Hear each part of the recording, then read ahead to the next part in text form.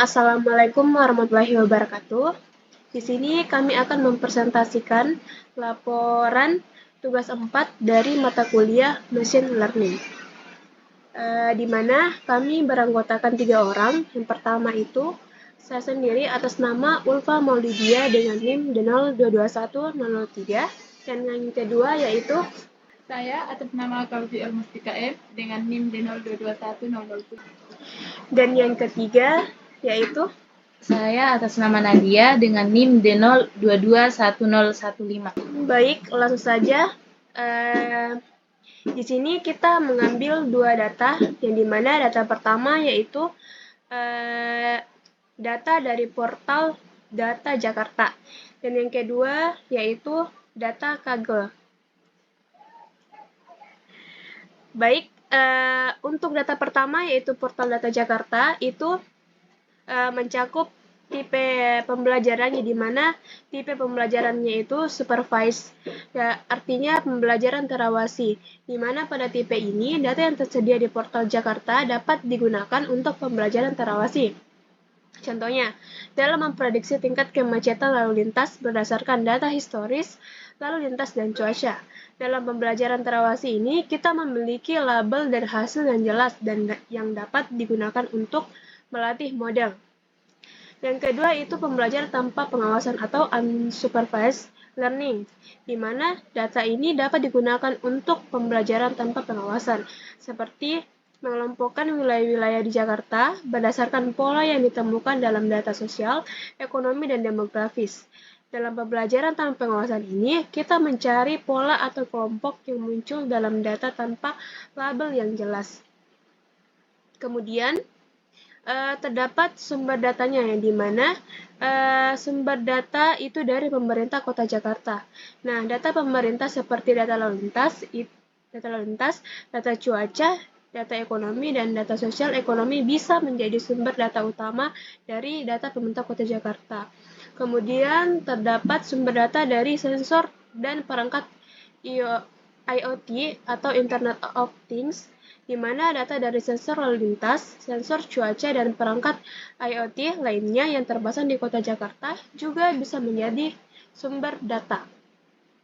Kemudian, terdapat sumber data dari data partisipatif, di mana data partisipatif ini mungkin juga ada data yang dikumpulkan dari partisipasi masyarakat, seperti pengaduan warga dan survei.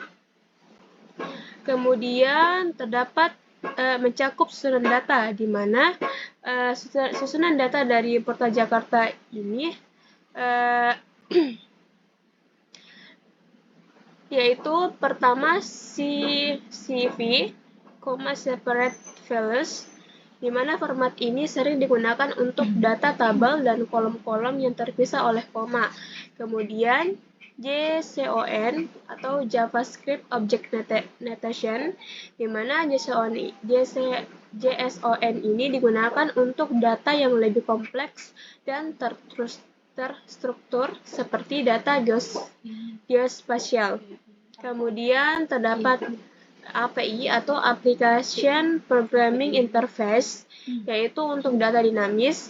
API ini dapat digunakan untuk mengambil data secara real-time atau berdasarkan permintaan.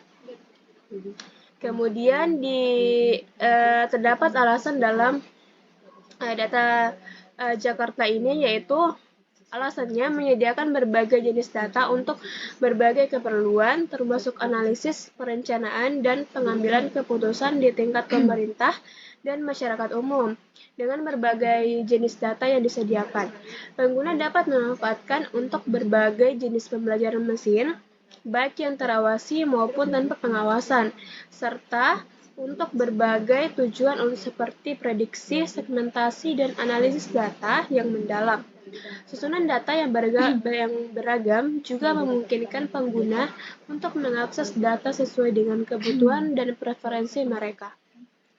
Baik, terima kasih. Cukup sekian dari saya. Untuk materi yang mencakup praktikum mandiri, yaitu tahapan apa saja yang terdapat dari data portal Jakarta, yaitu akan berlanjut dengan saudari Nadia. Ya, ini saya persilahkan. Baik, terima kasih atas kesempatan yang telah diberikan. Di sini saya akan melanjutkan materi dari data portal Jakarta, yang dimana pada materi ini yaitu tahapan pengambilan data dari portal data Jakarta. Yang pertama itu akses portal data Jakarta, di mana dalam mengakses portal data Jakarta itu kita mengunjungi situs web portal data Jakarta. Yang kedua itu pencarian data. Dalam pencarian data, digunakan fitur pencarian di portal untuk menemukan dataset atau data yang kita butuhkan. Terus kita bisa mencari data berdasarkan kata kunci, kategori, atau jenis data tertentu. Terus yang ketiga itu penjelajahan data. Penjelajahan data pada portal Jakarta ini adalah kita telusuri berbagai dataset yang tersedia untuk melibatkan apakah ada data yang sesuai dengan kebutuhan. Selanjutnya yang keempat, kita lihat detail dataset. Untuk melihat detail dataset itu, setelah menemukan dataset yang kita inginkan, kita klik pada judul dataset tersebut untuk melihat informasi lebih lanjut. Di sini kita akan diberikan deskripsi dataset, metadata, dan informasi teknis lainnya. Setelah itu yang kelima itu unduh data. Jika data tersedia untuk diunduh, kita akan menemukan opsi untuk mengunduh data tersebut. Data mungkin tersedia dalam berbagai format seperti CSV, JSON, atau lainnya. Selanjutnya menggunakan API jika tersedia. Nah, dalam di sini beberapa dataset mungkin juga memiliki API yang dapat digunakan untuk mengakses data secara langsung atau real time. Jika demikian, kita perlu memahami cara menggunakan API tersebut dan mungkin perlu mendaftar atau mendapatkan kunci API jika diperlukan. Terus selanjutnya itu eksplorasi data. Setelah pengunduhan atau pengaksesan data, kita dapat memulai eksplorasi data untuk memahami struktur dan kontennya. Jika melibat ini dalam eksplorasi data ini melibatkan membaca dokumentasi dataset dan memahami format data. Terus selanjutnya ada pra-proses data.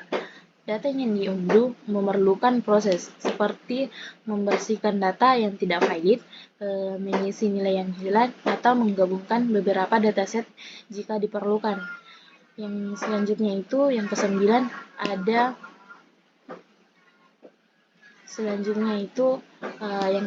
ada analisis atau penggunaan data. Penggunaan data dengan tujuan kita, apakah itu untuk analisis data atau analisis data, pembelajaran mesin, visualisasi, atau tujuan lainnya. Ke-10 itu yang ke-10 itu peringatan terkait hak cipta dan penggunaan data. Kita pastikan untuk memahami dan mengikuti persyaratan hak cipta dan ketentuan pengguna data yang disediakan di portal. Beberapa data mungkin memiliki batasan dalam penggunaannya. Selanjutnya kita melakukan referensi kembali.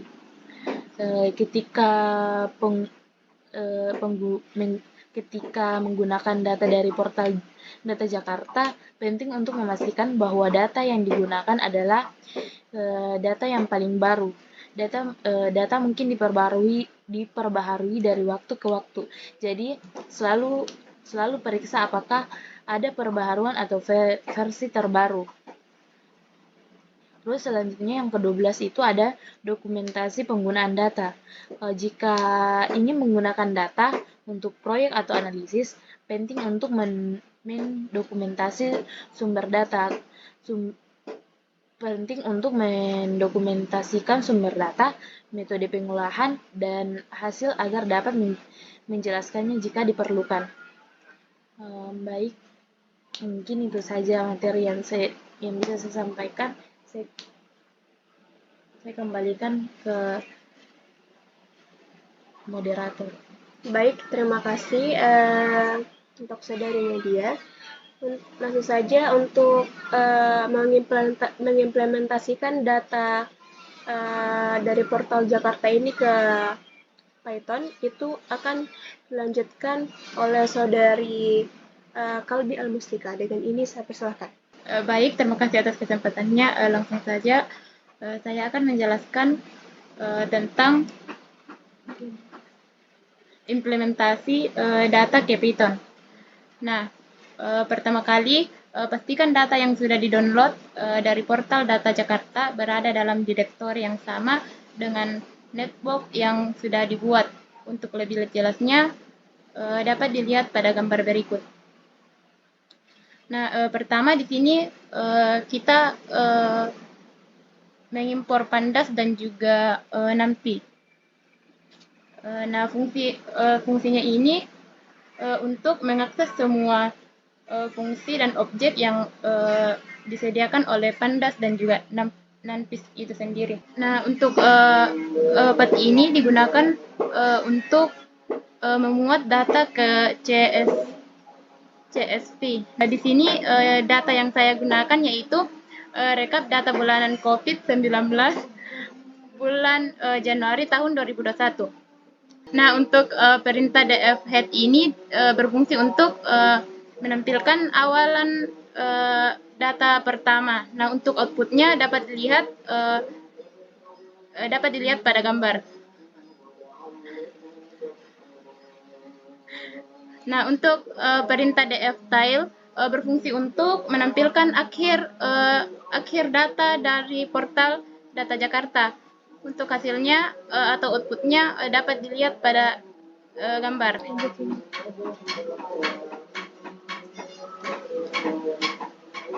Nah, kemudian untuk mengungkap tipe-tipe data dari setiap kolom digunakan perintah print df dtipes. Nah, dapat dilihat di sini untuk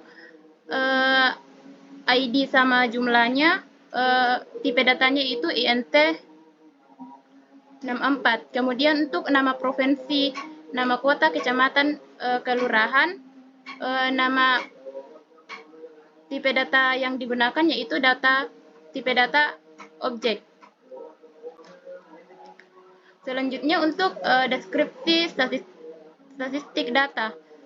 Nah, di sini digunakan perintah df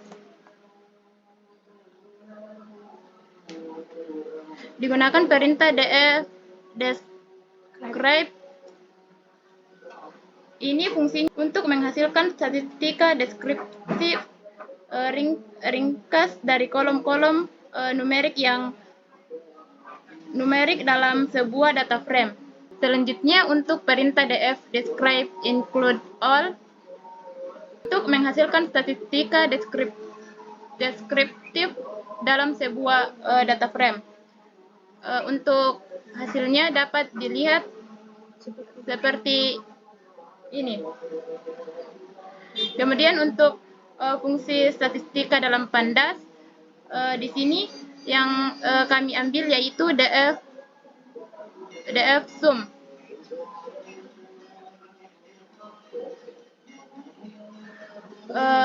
Df sum ini berfungsi untuk melihat rekapan data bulanan COVID-19 bulan Januari tahun 2021 dari file CSV. Memiliki tujuan untuk menghitung jumlah total dari kolom-kolom tertentu dalam database tersebut. Kemudian masuk pada visualisasi dari data portal Data Jakarta. Untuk visualisasinya kami menggunakan diagram batang.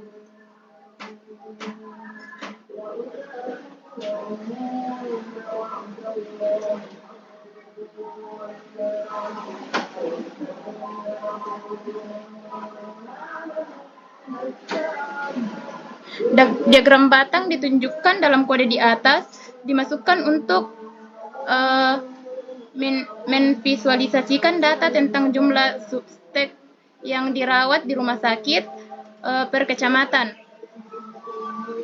Nah, untuk fungsi sumbu X atau kecamatan, sumbu horizontal pada diagram batang ini menunjukkan berbagai kecamatan di suatu wilayah atau area tertentu. Setiap batang pada diagram akan mewakili suatu kecamatan. Kemudian untuk sumbu Y pada diagram batang ini mewakili jumlah suspek COVID-19 yang dirawat di rumah sakit. Nilai pada sumbu Y menggambarkan kuantitas jumlah suspek tersebut. Setiap batang pada diagram ini memiliki tinggi yang berbeda sesuai dengan jumlah suspek dari kecamatan yang bersangkutan. Nah, begitu juga untuk cara kerja dari diagram lingkaran. Sekian dari saya kembalikan ke moderator. Baik, terima kasih atas presentasi yang dimana terdapat data portal Jakarta itu diimplementasikan dalam pemrograman Python. Baik, untuk langsung saja kita masuk ke data kedua, di mana datanya itu adalah data dari Kaggle. Nah, data Kaggle ini mempunyai tipe pembelajaran yaitu supervised learning, di mana supervised learning ini banyak dataset di Kaggle memiliki label yang jelas. Nah, berarti setiap contoh data sudah memiliki label atau target yang ditargetkan yang akan diprediksi oleh algoritma machine learning.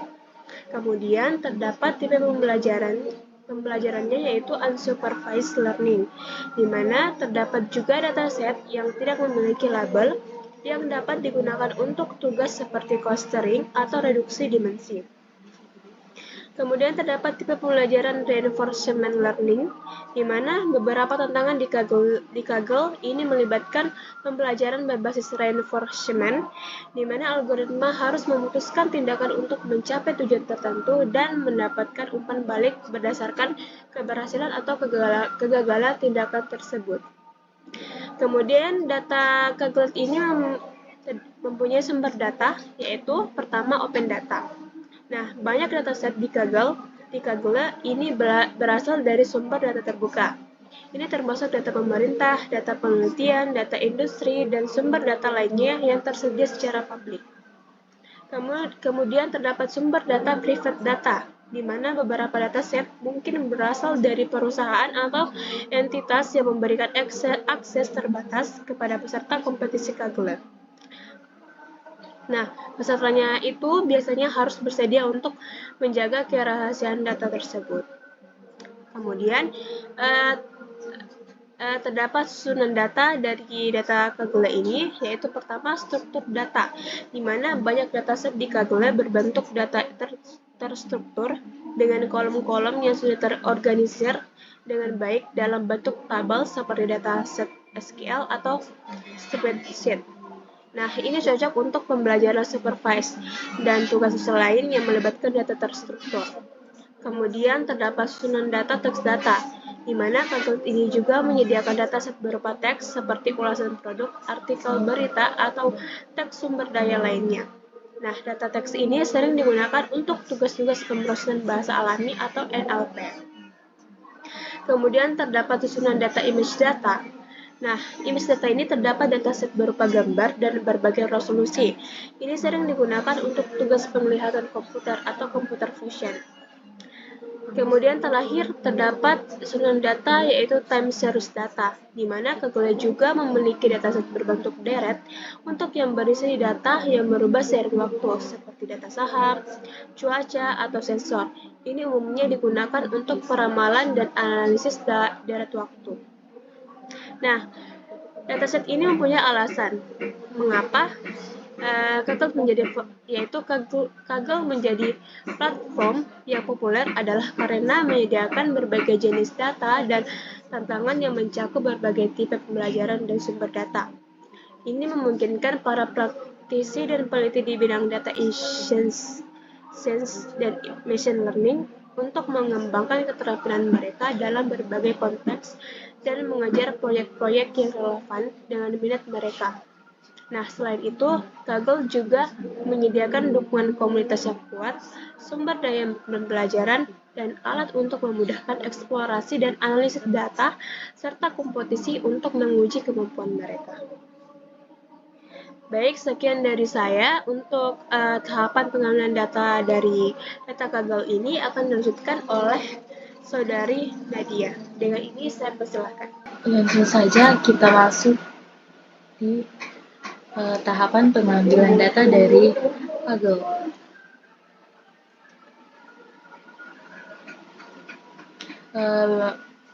Tahapan untuk pengambilan data dari Kaggle itu yang pertama membuat akun Kaggle. Pertama-tama kita perlu membuat akun atau masuk ke Kaggle jika kita sudah memiliki akun. Yang kedua itu pencarian dataset. Setelah masuk, kita dapat mencari dataset yang sesuai dengan minat atau kebutuhan kita. Kita gunakan fitur pencarian Kaggle untuk menemukan dataset yang relevan. Yang ketiga itu menjelajahi dataset. Setelah menemukan dataset yang menarik, kita dapat menjelajahi deskripsi dataset seperti melihat sampel data, metadata, dan informasi lainnya yang diberikan oleh pengunggah dataset. Selanjutnya yang keempat itu unduh dataset. Jika kita ingin menggunakan dataset tersebut, kita dapat mengunduhnya dengan mengklik tombol download atau tindakan serupa yang tersedia di halaman dataset.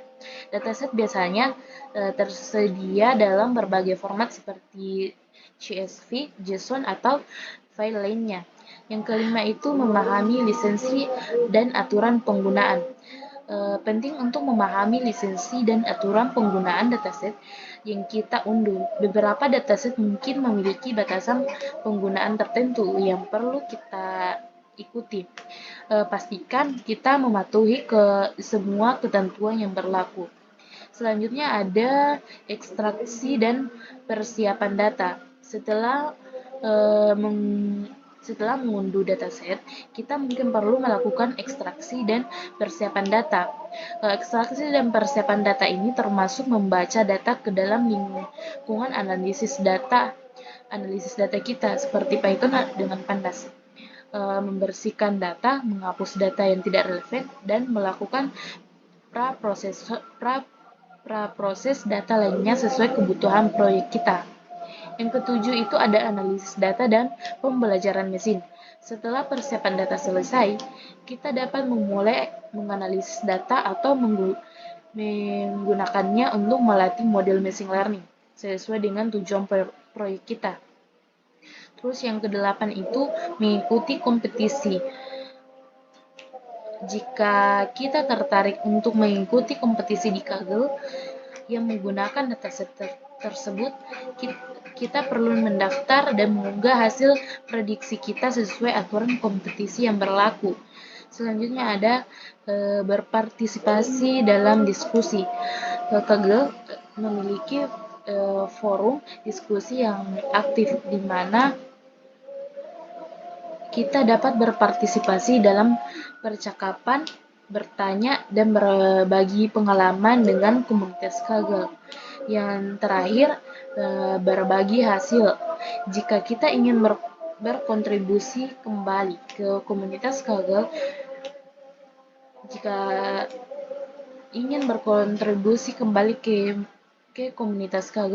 kita dapat mempertimbangkan untuk mengunggah Kaggle atau notebook atau dataset kita sendiri untuk kegiatan untuk dibagikan dengan komunitas. Sekian dari saya kembalikan ke moderator. Baik, terima kasih. Untuk implementasi data kaggle ini ke dalam Python akan melanjutkan Saudari Kalbi Al-Mustika. Baik, saya akan melanjutkan tentang implementasi data ke Python. Nah, sebelum memasukkan data ke Python, terlebih dahulu kita sudah memiliki file data yang berbentuk CSV. Jika kita sudah memiliki data, langsung saja kita memuat data dari file CSV ke Jupyter Notebook. Pastikan file data CSV sama dengan direktori dengan file netbook yang dibuat. Nah, selanjutnya di sini ada fungsi untuk impor pandas dan juga impor NumPy. Nah, berfungsi untuk mengakses semua library pada pandas dan juga NumPy. Kemudian untuk fungsi path sendiri digunakan untuk memuat data ke dalam file CSV. Nah, selanjutnya untuk df head berfungsi untuk menampilkan beberapa baris pertama dari frame. Nah, kemudian untuk outputnya dari df head akan menampilkan 5 baris pertama dari data frame secara default jika tidak ada argumen yang diberikan. Dan ini adalah cara cepat untuk melihat sebagian kecil dari data untuk memeriksa bagaimana struktur dan isi data frame tersebut. Kemudian untuk fungsi df-tile berfungsi untuk menampilkan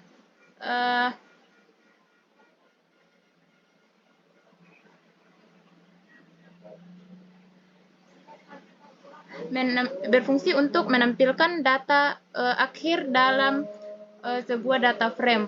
Nah, untuk outputnya sendiri dapat dilihat pada gambar. Nah, lanjut untuk mengungkap tipe-tipe data dari setiap kolom. Nah, di sini kita gunakan fungsi print dtypes. Nah, dapat dilihat untuk model, power dan juga range tipe datanya itu objek. Kemudian langsung saja untuk deskripsi statistik data. Nah, untuk fungsi df dari descript berfungsi untuk menampilkan tipe data, berfungsi untuk menampilkan library pandas dari Python untuk menghasilkan deskriptif ringkasan dari kolom-kolom numerik dan dalam sebuah data frame. Statistika deskriptif ini memberikan gambaran singkat tentang distribusi data, termasuk berbagai statistika penting seperti rata-rata main, standar device, dan juga nilai minimum dan maksimum. Kemudian untuk data df describe include all berfungsi juga untuk menghasilkan statistika deskripsi ringkasan dalam kolom-kolom numerik. Kemudian untuk fungsi statistika dalam pandas, df-sum berfungsi untuk merekap setiap data kaggle itu sendiri. Kemudian untuk visualisasi dari data kaggle. Nah, untuk visualisasi yang kami gunakan yaitu diagram batang, sama juga sama tadi dengan portal data Jakarta.